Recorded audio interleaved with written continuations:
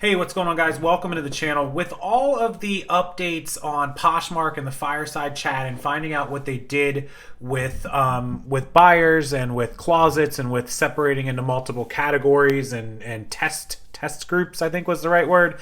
A lot of people asked me, do I think Poshmark is dead? Should we waste any time on it? And I wanted to just kind of give a little feedback on kind of my state of affairs of Poshmark for 2022. So while I obviously preach that eBay is way bigger of a platform, they have more buyers, they have more history, more all this stuff that just drives more traffic and more sales than Poshmark, way more time in the community, all that sort of thing. Posh still has its place. So let me start with the cons. Let me give you the negatives, and then we'll move on to what the positives are so that you kind of have a good outlook, because you don't want to be all gloom and doom and sky is falling. You want to see what's good in a platform, because every platform has good and bad sides to it, right? So the negatives are obviously 20% is a high percentage to charge. eBay charges 12.55 plus 30 cents. It generally comes out to 13 or 14% without promoted. Promoted is totally optional. So if you're just going by the standard eBay fee, it's 13, 14% in that category neighborhood. Even Amazon is only usually about 15%, I think, is my average fees, final value fees on Amazon. Even with FBA now having an increased thing, it's still right around 19 or 20. So Posh is really at that highest percentage of the mark. Also, Posh doesn't offer first class shipping. So if I'm selling a necktie or I'm selling a little lightweight tank top or a t-shirt, people are having to pay almost $9 for shipping. What is it now? $8.49 or $8.69 or whatever the heck it is now, to ship an item like that. You know, a heavy coat, a heavy jacket, okay, fine. A pair of jeans, okay, still expensive, but that makes sense because their priority, they're heavy, but little lightweight things, Posh just can't compete with that. And I really think that they need to create a first-class option. Maybe I'm wrong. Who agrees with me? There's people now selling plush and people selling remotes and small toys and electronics or whatever else Posh allows now. Small jewelry, you know, like a little watch that somebody wants to buy that's maybe $40, but all of a sudden now you're adding $8, $10 worth of shipping when it could be shipped first class. So that's a big con of Poshmark. Not having enough buyers, enough history, that just takes time. So that's, of course, a negative. But really, those are Posh's, really downfalls of the platform. But the positives are really good. So Posh is a clean, well-made app. It runs really smoothly. I know from time to time, every platform has glitches, and we see that.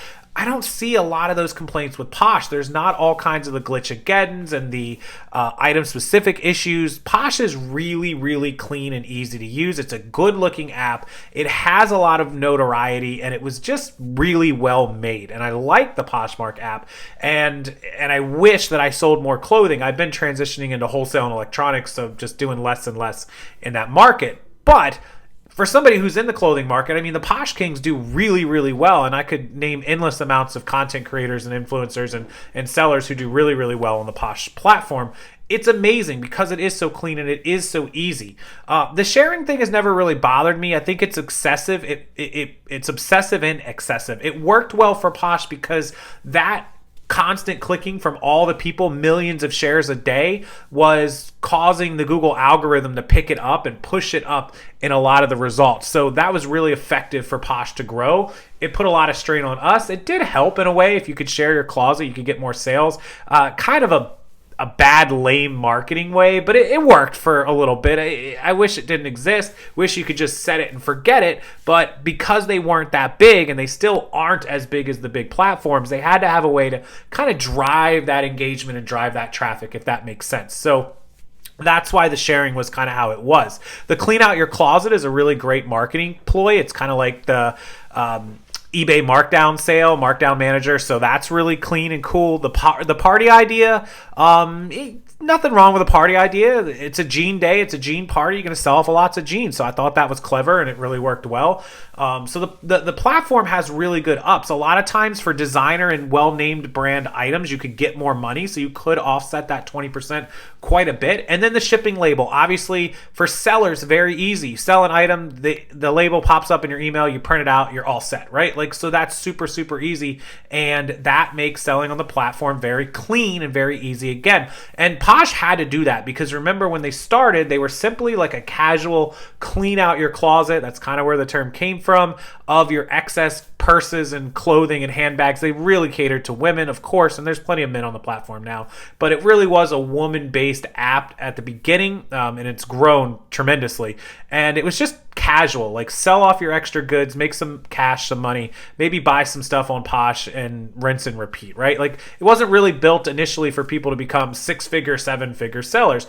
But with any platform, people will figure it out, they'll learn it, they'll grow, and as the platform grows, the sellers can grow, they can make more money. So I think with all that said, Posh is still a legitimate, fluid option, but you can't rely on it to be your main source of income if you are a serious full-time seller. Is it possible? Yes. It is much harder than if you start off with a more established platform that has more buyers.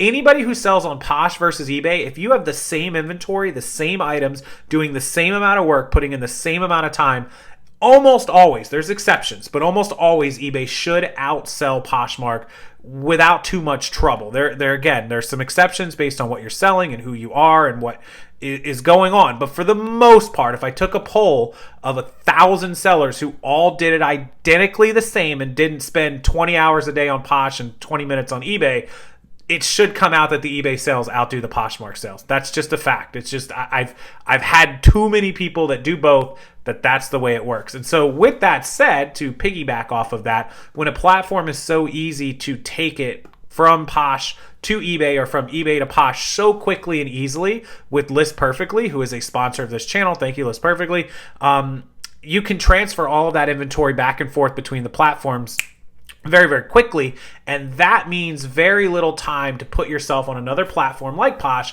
and get whatever the excess sales are out of it. You might as well take what it's giving, even if it's not as big as your eBay, or even if it's just the same. Like it's just a no-brainer. You use Listperfectly, you pop over your inventory, and all of a sudden now you're covering 2 marketplaces instead of 1 in just a matter of hours, and your sales can exponentially grow like that. So I think it's a legitimate platform still. I think that it has its place. I think that it's a very well-made, clean app. I don't agree with what happened in the fireside chat and the test groups. I think that was a mistake.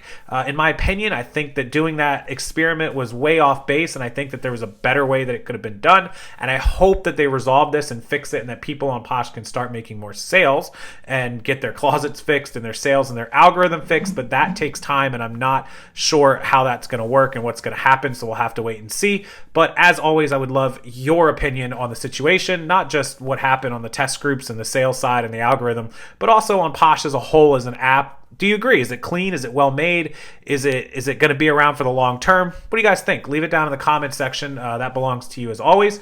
And hopefully you enjoyed this video, and hopefully you enjoy all the other videos. Make sure you hit that like button. Subscribe to the channel. It really helps the channel. I appreciate it. And I'll have more videos for you guys, of course, all week long. It is Tuesday, May 3rd, 2022. Enjoy your evening. And if you need anything else, it'll be linked below, including that Listperfectly link if you want to start cross-listing your inventory across platforms like eBay, Posh, Etsy, Mercari, and many others. It'll help you move that inventory in a matter of minutes. So go check them out, and thank the team at Listperfectly for being a sponsor of this channel and for giving us a 30% off coupon down below, Rockstar LP. Thank you guys. I'll see you next time.